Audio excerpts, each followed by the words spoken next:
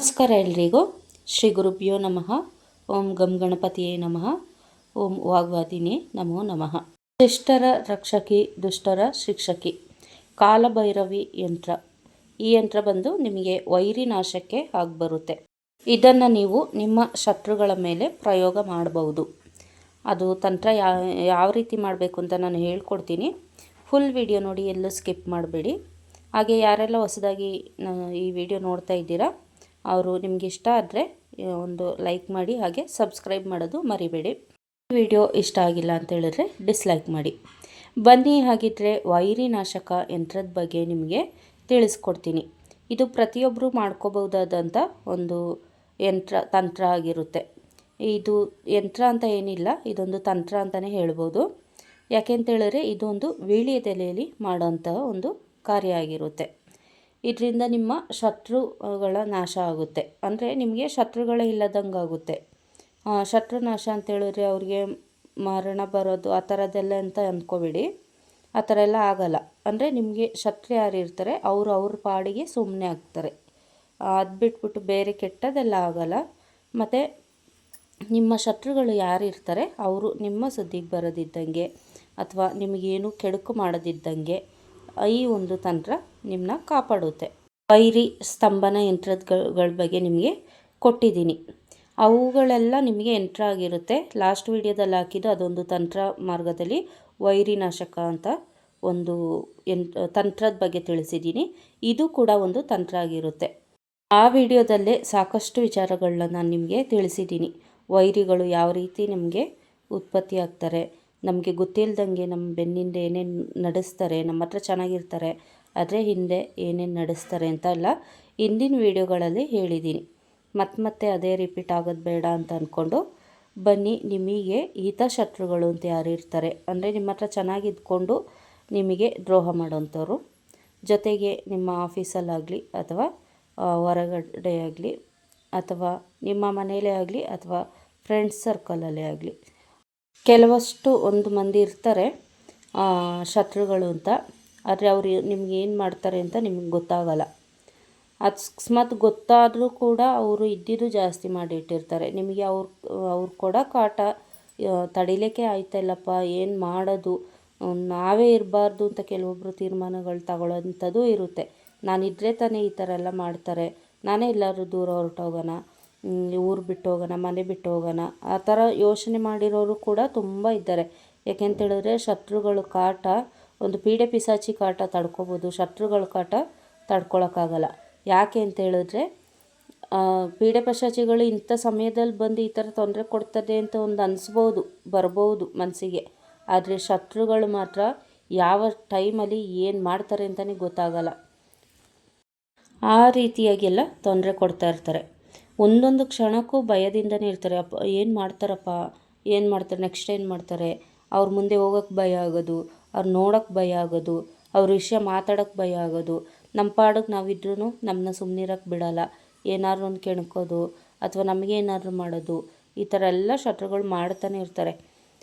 ಕೆಲವೊಂದು ಶತ್ರುಗಳು ಅಂತ ಇರ್ತಾರೆ ಬೈಕೊಂಡು ಮಾಡಿಕೊಂಡು ನೋಡಿದಾಗ ಬೈಕೊಂಡು ಸುಮ್ಮನಾಗ್ಬಿಡ್ತಾರೆ. ಇನ್ನೂ ಕೆಲವರು ಇರ್ತಾರೆ ಅದೊಂಥರ ಬೆನ್ನಿಗೆ ಹತ್ತಿದ ಬೇತಾಳ ಥರ. ನಾವು ಸುಮ್ಮನಿದ್ರೂ ಅವ್ರು ಸುಮ್ಮನಿರೋದಿಲ್ಲ, ಏನಾದರೂ ಒಂದು ಚೇಷ್ಟೆ ಮಾಡ್ತಾನೆ ಇರ್ತಾರೆ. ಸಣ್ಣ ಪುಟ್ಟದೆಲ್ಲ ಮಾಡಿದ್ರೆ ಪರವಾಗಿಲ್ಲ, ಹೆಚ್ಚಾಗಿ ಮಾಡಿಬಿಟ್ರೆ ಅದೊಂಥರ ಹಿಂಸೆ ಆಗೋಗುತ್ತೆ. ಅದನ್ನೆಲ್ಲ ಹೇಳ್ಕೊಳಕ್ಕಾಗಲ್ಲ. ಅಂಥ ಸಂದರ್ಭದಲ್ಲಿ ನೀವು ಈ ಒಂದು ಪ್ರಯೋಗನ ಮಾಡ್ಬೋದು. ಈ ತಂತ್ರ ಬಂದು ನಿಮಗೆ ನೀವೇ ಮಾಡ್ಕೋಬೋದು ಅಥವಾ ನೀವು ಒಂದು ಸಾಧಕರ ಹತ್ರ ಮಾಡಿಸ್ಕೊಂಡು ನೀವು ಇಟ್ಕೋಬೋದು. ಇದಕ್ಕೆ ಏನೆಲ್ಲ ಬೇಕು ಅಂತ ಹೇಳಿದ್ರೆ, ಒಂದು ಕಪ್ಪು ಕರಿ ಎಲೆ ಅಂತ, ವೀಳ್ಯದೆಲೆ ಅಂತ ಹೇಳ್ತೀವಿ. ಅಂದರೆ ವೀಳ್ಯದೆಲೆಯಲ್ಲಿ 2-3 ಥರ ವಿಧಗಳು ಬರುತ್ತೆ. ಒಂದು ತಿಳಿ ಬಣ್ಣದು, ಒಂದು ಹಸಿರು ಬಣ್ಣ, ತಿಳಿ ಹಸಿರು ಬಣ್ಣ ಬರುತ್ತೆ. ಒಂದು ಸ್ವಲ್ಪ ಪ್ಯಾರೆಟ್ ಗ್ರೀನ್ ಅಂತ ಹೇಳ್ತೀವಲ್ಲ ಆ ಥರದ್ದೊಂದು ಬರುತ್ತೆ. ನಂತರ ಒಂದು ಸ್ವಲ್ಪ ಹಸಿರು ಕಲರ್ ಆಗಿರೋಂಥದ್ದು ಬರುತ್ತೆ. ಇನ್ನೂ ಒಂದು ಕೆಲವು ಎಲೆಗಳು ತುಂಬ ಕಪ್ಪು ಕಾಣುತ್ತೆ, ಅಂಥ ಎಲೆನೇ ಆಗಬೇಕು. ಆಮೇಲೆ ಅದರಲ್ಲಿ ಹೆಣ್ಣು ವೀಳ್ಯದೆಲೆ, ಗಂಡು ವೀಳ್ಯದೆಲೆ ಅಂತ ಬರುತ್ತೆ. ಅದರಲ್ಲಿ ನಿಮಗೆ ಈ ಹೆಣ್ಣು ವೀಳ್ಯದೆಲೆ ಸ್ವಲ್ಪ ಚಿಕ್ಕದಾಗಿರುತ್ತೆ, ಉದ್ದಕ್ಕೆ ಚೂಪಾಗಿರಲ್ಲ. ಅದು ಬಂದು ಗಂಡು ವೀಳ್ಯದೆಲೆ ಸ್ವಲ್ಪ ಅಗಲಕ್ಕಿರುತ್ತೆ. ಅದು ನೀವು ಎಲೆಗಳನ್ನ ನೋಡಿದ್ರೆ ನಿಮಗೆ ಗೊತ್ತಾಗುತ್ತೆ. ಸ್ವಲ್ಪ ಅಗ್ಲಕ್ಕಿರೋಂಥ ಎಲೆ, ಅಂದರೆ ತುಂಬ ಚೂಪಾಗಿರಲ್ಲ ಎಲೆ, ಅಂಥ ಎಲೆನೂ ಫುಲ್ ಚೆನ್ನಾಗಿರಬೇಕು. ಎಲ್ಲೂ ಒಂದು ಡ್ಯಾಮೇಜ್ ಆಗಿರಬಾರ್ದು, ತೊಟ್ಟಿರಬೇಕು, ತುದಿನೂ ಮುರಿದಿರಬಾರ್ದು. ಇಂಥ ಎಲೆನ ನೀವು ತಗೋಬೇಕು. ನೋಡೋಕ್ಕೆ ತುಂಬ ಕ್ಲೀನಾಗಿರಬೇಕು. ಅಂಥ ಎಲೆ ತಗೊಂಡು ಅದನ್ನ ಅರಿಶಿಣದಿಂದ ತೊಳಿಬೇಕು. ಈ ಅರಿಶಿಣದಿಂದ ತೊಳೆದಾದ್ಮೇಲೆ ನೀವೊಂದು ನಿಂಬೆಹಣ್ಣು ತಗೋಬೇಕು. ಒಂದು ನಿಂಬೆಹಣ್ಣು, ಅದು ಕಾಯಾಗಿರಲಿ ಅಥವಾ ಹಣ್ಣಾಗಿರಲಿ ಪರವಾಗಿಲ್ಲ. ನಿಂಬೆಹಣ್ಣು ಸಂಪೂರ್ಣವಾಗಿ ಕ್ಲೀನಾಗಿರಬೇಕು. ಅಲ್ಲಲ್ಲಿ ಚುಕ್ಕಿ ಬಂದಿರೋದು, ಬಾಡೋಗಿರೋದು ಇಂಥದ್ದು ತಗೋಬೇಡಿ. ತುಂಬ ಚೆನ್ನಾಗಿ ಫ್ರೆಶ್ ಆಗಿರೋಂಥದ್ದು ಅಂತೇಳಿ ನೋಡಿ ತಗೊಳ್ಳಿ. ಇದರ ಜೊತೆಗೆ ಒಂದು ಅರಿಶಿಣ ಕೊಂಬನ್ನ ನೀವು ತಗೋಬೇಕು. ಅರಿಶಿಣ ಕೊಂಬು ಅಷ್ಟೇ ಶುದ್ಧವಾಗಿರಬೇಕು. ಎಲ್ಲೂ ಏನು ಮುರಿದಿರಬಾರ್ದು, ತೂತು ಬಿದ್ದಿರಬಾರ್ದು. ಸ್ವಲ್ಪ ಕ್ರ್ಯಾಚಸ್ ಎಲ್ಲ ಇರುತ್ತೆ, ಅದನ್ನೆಲ್ಲ ನೋಡಿಕೊಂಡು ನೀವು ಕ್ಲೀನಾಗಿರೋಂಥ ಒಂದು ಅರಿಶಿಣ ಕೊಂಬು ತಗೊಳ್ಳಿ. ಈ ಮೂರನ್ನು ತಗೊಂಡು ಸ್ವಲ್ಪ ಕುಂಕುಮನೂ ತಗೊಳ್ಳಿ ಜೊತೆಗೆ. ಈ ಮೂರನ್ನು ತಗೊಂಡು ಈ ಎಲೆ ವೀಳ್ಯದೆಲೆ ಮೇಲೆ ಇಲ್ಲಿ ಬರೆದಿದೆಲ್ಲ ಓಂ ಕಾಳಭೈರವಿ, ಓಂ ಮೃತ್ಯುಭೈರವಿ, ಈ ಥರ ನೀವು ಬರ್ಕೋಬೇಕು.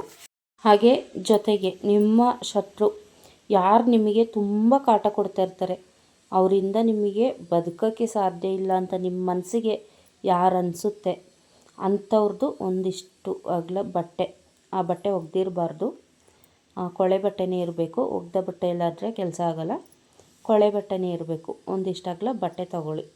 ಬಟ್ಟೆ ತಗೊಂಡಾದಮೇಲೆ ಆ ಬಟ್ಟೆಗೆ ಈ ಎಲೆಯಲ್ಲಿ ಏನು ಬರೆದಿದ್ದೀರ ಆ ಎಲೆ ಮತ್ತು ಅರಿಶಿಣ ಕೊಂಬು ತಗೊಳ್ಳಿ ಅಂತ ಹೇಳಿದ್ನಲ್ಲ, ಅರಿಶಿಣ ಕೊಂಬು, ನಂತರ ನಿಂಬೆಹಣ್ಣು ತಗೊಳ್ಳಿ ಅಂತ ಹೇಳಿದ್ದೆ, ಅದನ್ನ 2 ಹೋಳುಗಳನ್ನ ಮಾಡಿ ಅದ್ರ ಮಧ್ಯದಲ್ಲಿ ಸ್ವಲ್ಪ ಅರಿಶಿಣ ಕುಂಕುಮ ಎಲ್ಲ ಇಟ್ಟು ಈ ಬಟ್ಟೆ ಜೊತೆಗೆ ಎಲೆ ಸುತ್ತಿರಬೇಕು. ಎಲೆ ಮತ್ತು ಅರಿಶಿಣ ಕೊಂಬು ಅದನ್ನ ನಿಂಬೆಹಣ್ಣದ ಮಧ್ಯದಲ್ಲಿ, ಅಂದರೆ ಫುಲ್ಲು ತುಂಡಾಗಬಾರ್ದು ನಿಂಬೆಹಣ್ಣು, 2 ಹೋಳು ಥರ ಮಾಡಿ ಸ್ವಲ್ಪ ಜಾಯಿಂಟ್ ಇರಬೇಕು.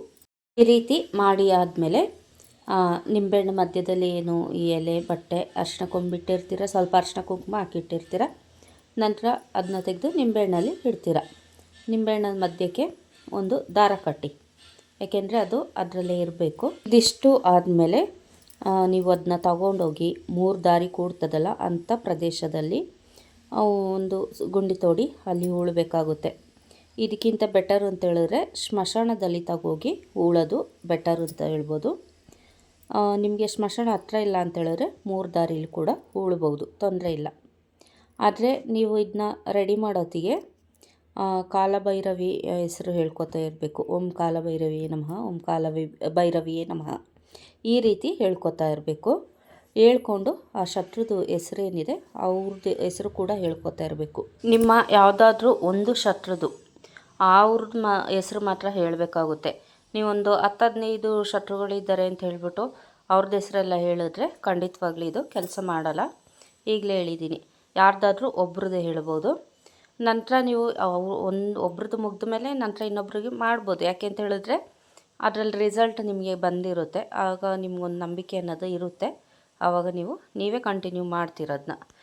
ಆಮೇಲೆ ಇನ್ನೊಂದು ಎಚ್ಚರಿಕೆಯ ವಿಷಯ ಅಂತ ಹೇಳಿದ್ರೆ, ಇದನ್ನ ಯಾವುದೇ ಕಾರಣಕ್ಕೂ ದುರುದ್ದೇಶದಿಂದ, ಕೆಟ್ಟ ಉದ್ದೇಶದಿಂದ ಮಾಡಬಾರ್ದು.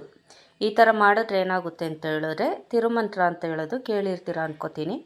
ಅದು ನಿಮಗೆ ತಿರುಗುಬಾಣ ಆಗಿ ನಿಮಗೆ ಅದರ ಪರಿಣಾಮ ಆಗುತ್ತೆ. ಈ ತಂತ್ರನ ನೀವು ಎಲ್ಲರೂ ಸಾಧಾರಣವಾಗಿ ಮಾಡ್ಕೋಬಹುದು. ಯಾಕೆಂತ ಹೇಳಿದ್ರೆ ವೀಳ್ಯದೆಲೆ ಎಲ್ಲರಿಗೂ ಸಿಗುತ್ತೆ, ಅರಿಶಿಣ ಕೊಂಬು ಸಿಗುತ್ತೆ. ಆಮೇಲೆ ವೈರಿಗಳ ಬಟ್ಟೆ ನೀವು ಕಲೆಕ್ಟ್ ಮಾಡೋದು ಅದು ನಿಮ್ಮ ಜವಾಬ್ದಾರಿ ಇರುತ್ತೆ. ಆಮೇಲೆ ನಿಂಬೆಹಣ್ಣು ಕೂಡ ಸರ್ವೇಸಾಮಾನ್ಯ ಎಲ್ಲ ಕಡೆ ಸಿಗುತ್ತೆ. ಆದರೆ ಏನೇ ತಂದರೂ ಅದನ್ನ ಶುದ್ಧವಾಗಿ ಶುದ್ಧೀಕರಣ ಮಾಡಿ ನಂತರ ಅದನ್ನ ಉಪಯೋಗ ಮಾಡೋದಕ್ಕೆ ನಾನು ಹೇಳಿದ್ದ ತಂತ್ರ ಪ್ರಕಾರನೇ ಮಾಡಿ, ಅದು ಕೆಲಸ ಆಗೇ ಆಗುತ್ತೆ. ನಂತರ ಇದನ್ನ ನೀವು ಸಾಧಕರು ಯಾರಿರ್ತಾರೆ ಅವ್ರ ಹತ್ರ ಕೂಡ ಮಾಡಿಸ್ಕೋಬೋದು. ನಿಮ್ಮ ಕೈಲಿ ಆಗಲ್ಲ ಅಂತ ಹೇಳಿದ್ರೆ ಅವ್ರ ಹತ್ರ ಕೂಡ ಮಾಡಿಸ್ಕೋಬೋದು, ತೊಂದರೆ ಇಲ್ಲ. ಇದನ್ನ ಎಲೆ ಬಂದು ನಾನು ಹೇಳಿದಾಗೆ ಸ್ವಲ್ಪ ಅಗಲಕ್ಕಿರೋಂಥ ಗುಂಡಾಗಿರೋಂಥ ಎಲೆಗಳನ್ನ ತಗೋಬೇಕು. ತುಂಬ ಚೂಪಾಗಿ ಉದ್ದಕ್ಕಿರೋ ಅಂಥ ಎಲೆಗಳನ್ನ ತಗೋಬಾರ್ದು. ಕಪ್ಪಗಿರಬೇಕು ಎಲೆ, ಅಂದರೆ ಡಾರ್ಕ್ ಬಾಟಲ್ ಗ್ರೀನ್ ಅಂತ ಹೇಳ್ತೀವಲ್ಲ ಆ ಬಣ್ಣದಲ್ಲಿ ಎಲೆ ಇರಬೇಕು. ಇದಿಷ್ಟು ನಿಮ್ಮ ಶತ್ರು ವೈರಿ ನಾಶಕ್ಕೆ ಇರೋಂತಹ ಒಂದು ತಂತ್ರ ಆಗಿರುತ್ತೆ. ಇದು ತುಂಬ ಚೆನ್ನಾಗಿ ಕೆಲಸ ಮಾಡುತ್ತೆ. ಹಾಗೆ ಇನ್ನೊಂದು ಎಚ್ಚರಿಕೆ ಆಲ್ರೆಡಿ ಹೇಳಿದ್ದೀನಿ, ಇನ್ನೊಂದು ಸರಿ ಹೇಳ್ತಾ ಇದ್ದೀನಿ, ದುರುದ್ದೇಶದಿಂದ ಮಾಡಿದ್ರೆ ಅದು ನಿಮಗೆ ತಿರುಗುಬಾಣ ಆಗುತ್ತೆ. ಸೊ ಹಂಗಾಗಿ ಯಾರು ನಿಮಗೆ ತೊಂದರೆ ಕೊಡ್ತಾರೆ ಅಂತ ಹೇಳ್ಬಿಟ್ಟು ನೀವು ಅವ್ರಿಗೆ ತೊಂದರೆ ಕೊಡೋಕ್ಕೆ ಹೋಗಬೇಡಿ. ನಿಮಗೆ ತೊಂದರೆ ಕೊಡ್ತಾರಲ್ಲ ಅವರು ತಾವಾಗೆ ಸುಮ್ಮನಾಗಬೇಕು, ಅವ್ರ ಪಾಡಿಗೆ ಅವ್ರು ಇದ್ಬಿಡಬೇಕು, ನಿಮ್ಮ ಸದಿಗೆ ಬರಬಾರ್ದು ಅಷ್ಟೇ. ಈ ಕಾರಣಕ್ಕೆ ಮಾತ್ರ ಈ ಒಂದು ಪ್ರಯೋಗನ ನೀವು ಉಪಯೋಗ ಮಾಡ್ಕೊಳ್ಳಿ ಅಂತ ಹೇಳೋಕ್ಕೆ ಇಷ್ಟಪಡ್ತೀನಿ. ಈ ವಿಡಿಯೋ ಇಷ್ಟ ಆಗಿದೆ ಲೈಕ್ ಮಾಡಿ, ಶೇರ್ ಮಾಡಿ, ಹಾಗೆ ಸಬ್ಸ್ಕ್ರೈಬ್ ಮಾಡ್ಕೊಳ್ಳಿ. ಇದನ್ನ ಹೆಚ್ಚು ಜನಕ್ಕೆ ಶೇರ್ ಮಾಡಿ. ಇಷ್ಟ ಆಗಿಲ್ಲ ಅಂತ ಹೇಳಿದ್ರೆ ಡಿಸ್ಲೈಕ್ ಮಾಡಿ. ಮುಂದಿನ ವಿಡಿಯೋದಲ್ಲಿ ಹೊಸ ವಿಷಯದೊಂದಿಗೆ ಸಿಗೋಣ. ನಿಮಗೇನಾದ್ರು ಡೌಟ್ ಇತ್ತು ಅಂತ ಹೇಳಿದ್ರೆ ಕಾಮೆಂಟ್ ಮಾಡಿ. ಸರ್ವೇ ಜನ ಸುಖಿನೋ ಭವಂತು, ಸನ್ಮಂಗಳಾನಿ ಭವಂತು. ಎಲ್ಲರಿಗೂ ಒಳ್ಳೆಯದಾಗಲಿ.